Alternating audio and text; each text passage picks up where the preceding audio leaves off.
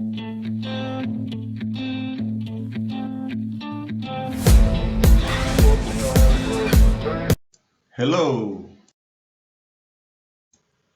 this is a brief overview of mathematics for science and engineering major.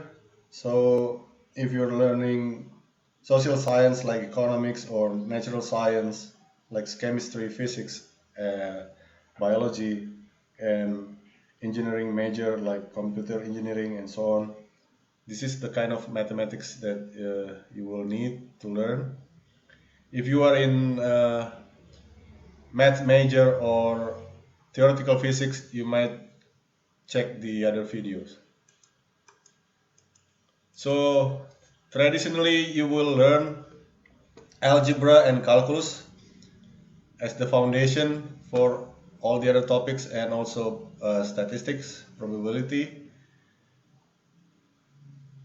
In the end, you should be able to solve differential equations, so you will have to learn ordinary differential equation and also partial differential equations. And some equations cannot be solved analytically. That's why you also need to learn numerical analysis. And in doing so, you will need some computer programming. So these are the list of books. If you have other suggestion of a good book, you might write in the comment. So these are the book that I recommend.